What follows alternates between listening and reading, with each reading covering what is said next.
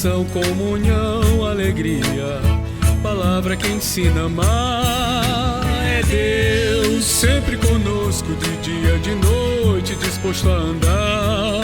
É Deus sempre conosco, de dia, de noite, disposto a andar. Escola dominical, na vida é presente, é tradição, compromisso, é alegria da gente. É tradição, compromisso, é alegria da gente. Não perca a hora, vamos embora, Jesus quer transformar nossa história. Não perca a hora, venha-se embora, Jesus quer transformar sua história. Fé no caminho, serviço e missão. Quero aprender com seus passos, ser sal, ser luz no mundão. É Deus sempre conosco, de dia, de noite, disposto a andar.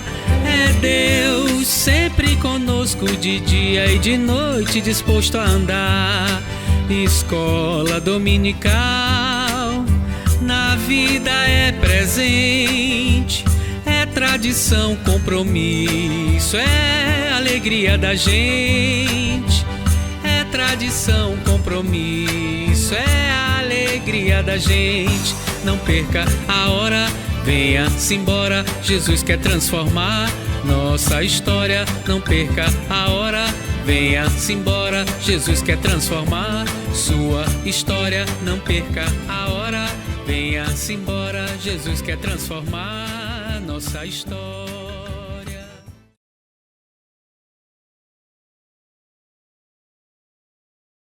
Olá, meu nome é Bruno Miranda e hoje teremos uma aula referente à Escola Bíblica Dominical.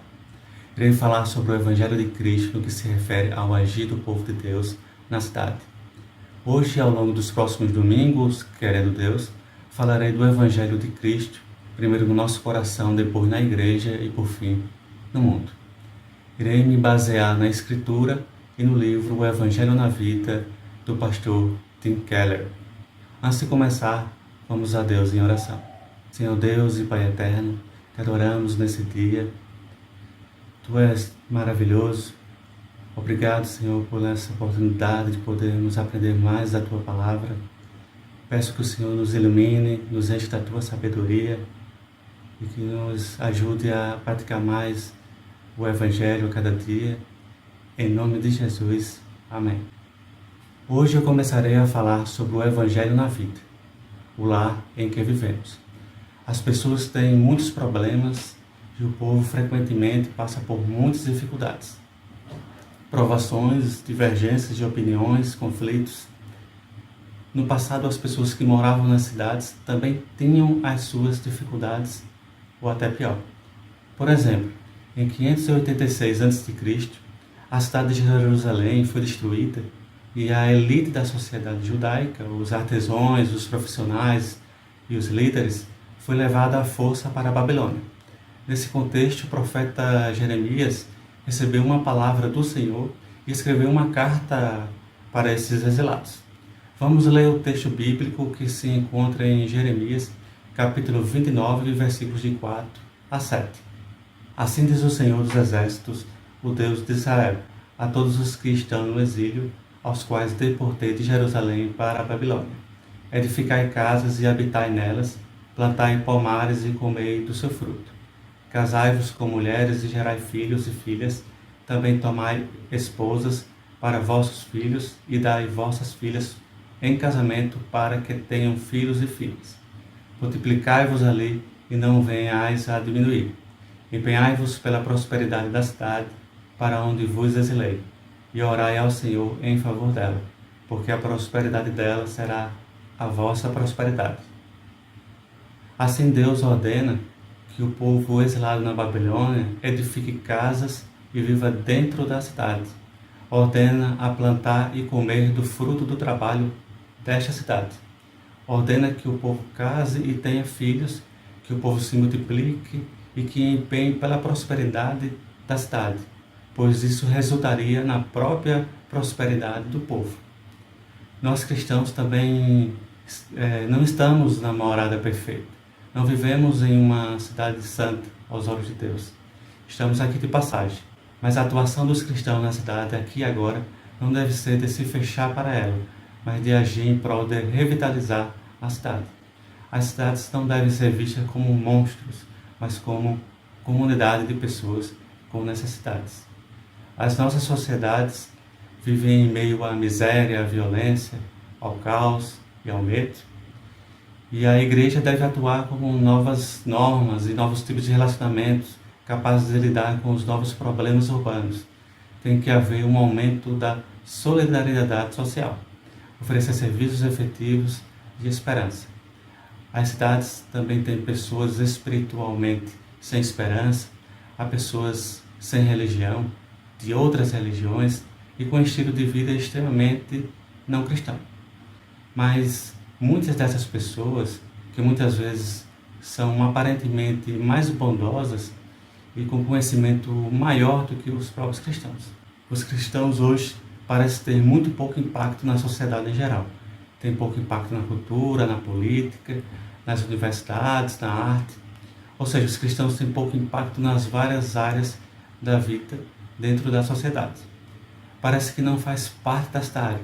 Mora na cidade, mas está desconectado dela. Precisa ter mais interação para que o Evangelho de Cristo conecte as pessoas com Deus.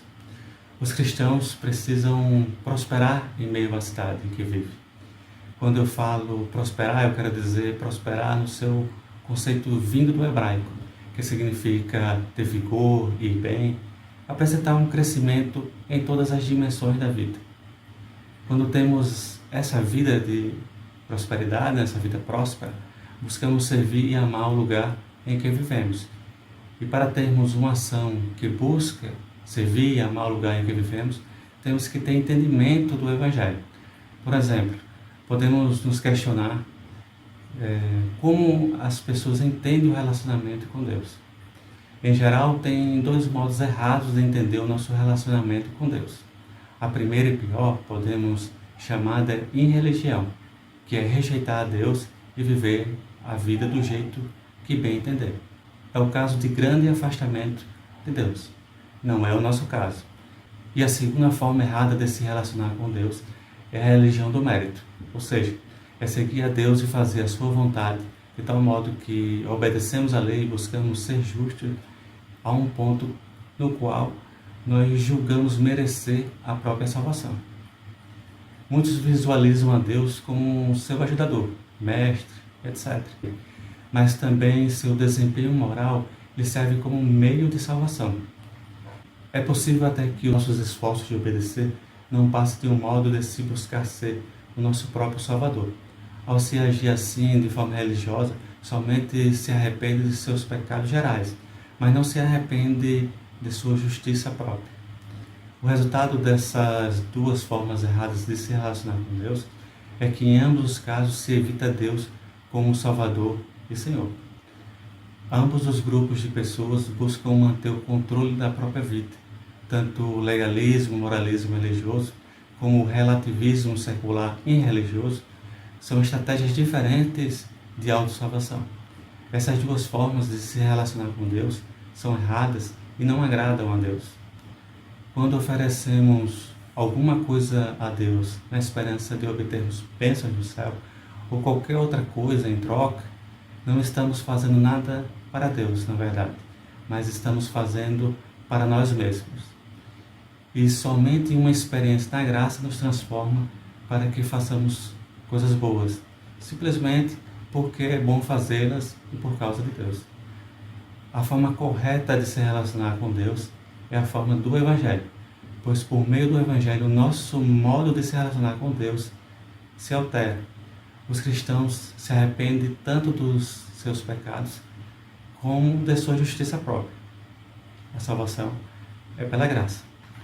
Assim, devemos nos arrepender de transgredir a lei, mas a nossa justificação não vem pelo cumprimento da lei. Em Gálatas capítulo 2, versículo 21, afirma: se a justiça vem pela lei, Cristo morreu inutilmente. E por isso temos que nos arrepender também de confiar na lei. E em Gálatas capítulo 5, versículo 4 nos diz: vós que vos justificais pela lei, estáis separados de Cristo, caíste da graça. Esses dois textos deixam claro que a confiança na lei é negação do Evangelho e de Cristo. Nossa confiança deve estar em Cristo, que é capaz de salvar o maior dos pecadores. Somos aceitos pela intermediação de Jesus. Somos aceitos pelo histórico dele e não pelo nosso histórico. Precisamos crer, mas a fé que recebe a Cristo não somente subscreve um conjunto de doutrinas sobre ele. A fé que salva é transferir a nossa confiança em nossas próprias obras históricas para a confiança na obra e no histórico de Cristo. Cremos em Cristo Jesus e somos justificados pela fé em Cristo e não pela prática da lei. Ninguém cumpre a lei, por isso não há distinção entre as pessoas, porque todos os pecados estão destituídos da glória de Deus. O passado de Cristo, sua morte e ressurreição, muda tudo, muda a nossa história. No entanto, mesmo muitas pessoas que conhecem o Evangelho e são transformadas pelo Evangelho, ainda assim, volta e meia, em uma infinidade de modos sutis, regridem para a justiça pelas obras. Isso acontece porque é um modo padrão do coração humano. Temos falhas espirituais, emoções descontroladas, contendas, falta de alegria, e por aí vai. Cremos no Evangelho, mas em um nível profundo, e talvez muitas vezes nem é perceptível, continuamos entendendo que somos salvos pelas obras que estamos realizando. Talvez na teoria você sabe que, independente do tipo de obra que um homem possa produzir, ele é considerado justo diante de Deus simplesmente por causa da misericórdia gratuita. Deus está imputando a justiça de Cristo nos salvos. É a justiça da fé. O homem que recebe dessa justiça é destituído e esvaziado de toda confiança nas obras. É neste ponto que muitos se perdem, pois sem conhecer verdadeiramente a Cristo, busca a sua salvação através do mérito. Se Deus considerarmos nossas obras, não encontrará razão alguma pela qual deva nos amar. Mas quando temos a justiça de Cristo reinando em nosso coração, fazemos boas obras como uma forma de agradecimento. Quando estamos plenamente persuadidos de que só Cristo é a nossa justiça, as boas obras são feitas com alegria e sem a ideia de troca ou barganha. Vamos pensar em dois tipos de virtudes: a virtude comum e a virtude verdadeira. As pessoas geralmente têm uma virtude comum, que não é a virtude verdadeira. Essa virtude é praticada por causa do medo ou do orgulho. Por exemplo, no caso da virtude da honestidade, devido ao medo, as pessoas são honestas, porque se não for, Deus a punirá. E no caso do orgulho, as pessoas acabam por ser honestas para não ser consideradas pessoas terríveis ou desonestas. Prefere algo assim: nossa, vejam todos como eu sou honesto. Porém, essas virtudes comuns, através do medo e do orgulho, Deus usa para refrear o mal do mundo. Tem seu propósito. Mas esse tipo de virtude não serve para erradicar a causa fundamental do mal. Os cristãos precisam ter erradicado o egocentrismo enraizado no coração. O egocentrismo no coração não é para ser refreado, mas sim para ser mudado, transformado. Na virtude comum do mundo, as pessoas agem moralmente bom para elas mesmas, porque dá lucro, porque as faz sentir melhor. Na virtude verdadeira, os cristãos fazem o bem por causa de Deus. Temos prazer em contar a verdade por amor a Deus, por causa da própria verdade. Mas para isto, precisamos ser tocados pela graça de Deus. Precisamos entender porque Cristo morreu e ao terceiro dia ressuscitou. Precisamos entender esse amor.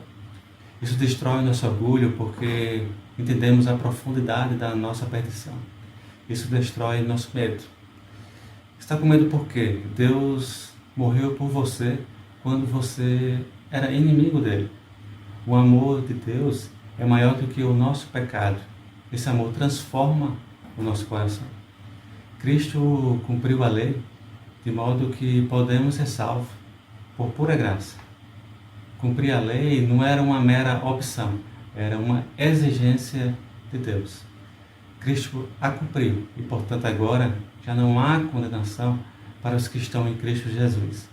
Isso se encontra em Romanos capítulo 8 e versículo 1. Enfim, nós como cristãos devemos olhar para Cristo e nos arrepender de nossos pecados, da nossa justiça própria, e aprendermos a depender totalmente de Cristo.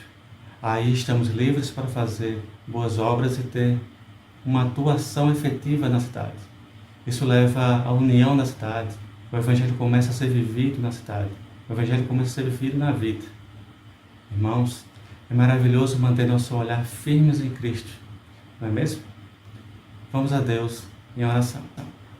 Querido Deus, te adoramos nesse dia, porque só Tu és santo, Tu és maravilhoso. Obrigado pela sabedoria que Tu nos dá nesse dia, pela comunidade de fé que temos, pela cidade em que vivemos. Continua a abençoar o Teu povo e lhe guiar a toda a verdade. Em nome de Jesus. Amém.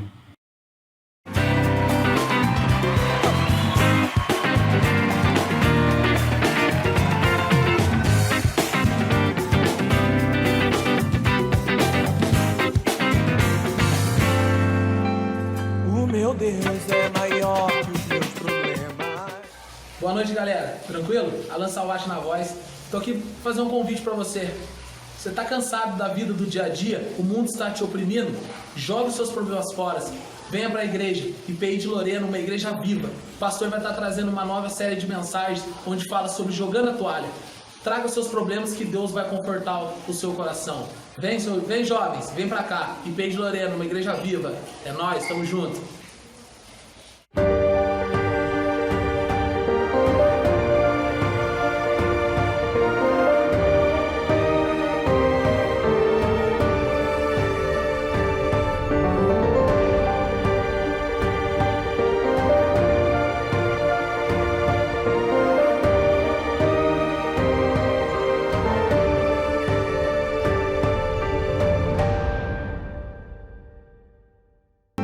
O meu Deus é maior que os meus problemas. Eu não temerei. Com Jesus eu vou além. Ainda que a figueira não floresça.